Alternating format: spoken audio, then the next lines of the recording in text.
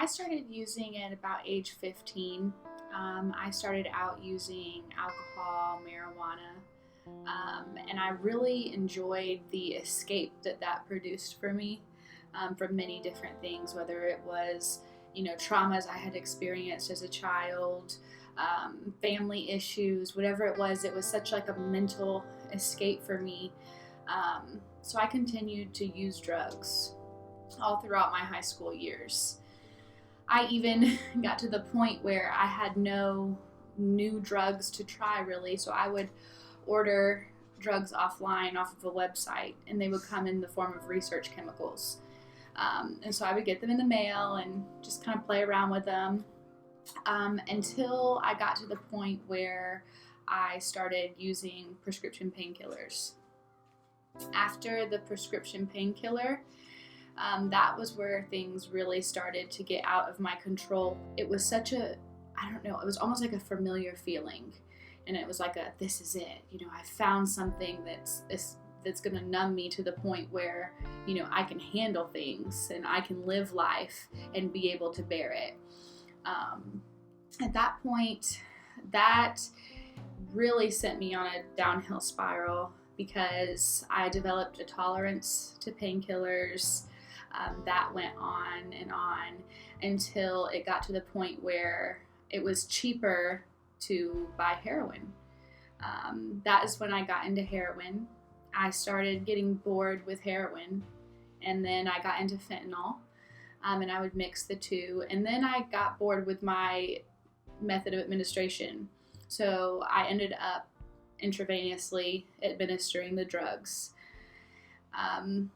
That is a whole nother level of addiction in itself, because then at that point I had also developed the addiction to that type of administration.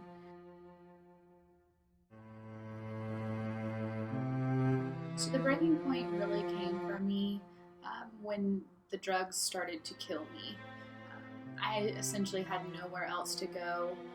My family was pretty done with trying to help me, and without me showing any promise of progress. I was running from the law, I was running from people in the community, and my liver started to shut down, my glands started to swell up in my body. I weighed about 98 pounds, and I knew that, that was going to be my only shot. Like, if I wanted a shot at life at all, this was going to be it.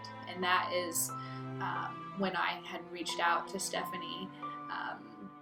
Though she had been reaching out to me for years prior, but at that point I just wasn't ready. So I received the call from the detox center that we had put her in, and they said, you're going to have to come and get her. She needs the hospital. Like, we can't be liable for her. We're not going to be able to keep her. We need you to come get her. So I loaded up and headed to Panama City, praying on the way there, God, what do you want to do? What do we do with this one? What does this look like? She's lit up like a Christmas tree. Even the detox facility did not know what to do with her. So how am I going to know what to do with her? And so I get there to Panama City, and here she comes, this frail little one, barely able to stand and walk. We literally had to carry her out. When you have a young lady in your lap that is dying, and you know that you're her only hope and her only way out because of He who is in you, you can't help but say yes. And so not having a bed available anywhere to take her to, knowing that even a local recovery center that's not faith-based, we tried that, and they said, we can't keep this one.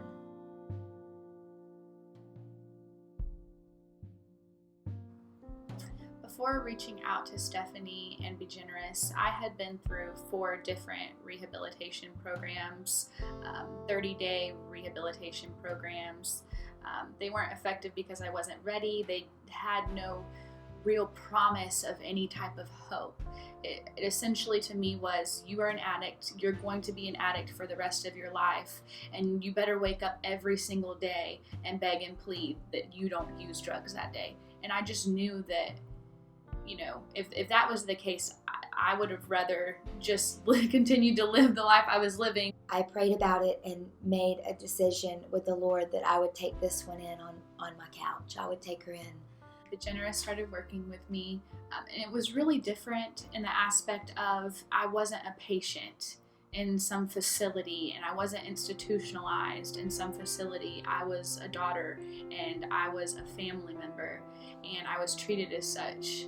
And it was a real love. It was something authentic that I just didn't feel in a hospital or a institutional type environment. And even the luxury rehabs, it just wasn't like that. Those people show up and they get paid to feed me medication and make sure that I'm okay. And that just wasn't the case with Be Generous or with Stephanie. She took me into her own home. It was something real. So Be Generous helped me in a way to actually bridge into another faith-based program that had a bed available that I attended for legal reasons at that time. And in the process of the time spent between the beginning of detoxing and the time when the bed was actually available, Stephanie and Be Generous became that bridge for me. And it helped me so much in the fact that, even through the night, because I was still detoxing and things were still happening, and that is a really hard time in someone's, choice to get clean. Because that, the mental aspect of that and the physical withdrawals of that that itself will send you right back to where, you came from. And Stephanie was so faithful to use Be Generous to, house me and love me, even through the nights and the pains and the doctor visits, everything. Every need that I had emotionally, physically was met through Be Generous in that time of bridging before I was sent to another faith-based program, which she worked closely with.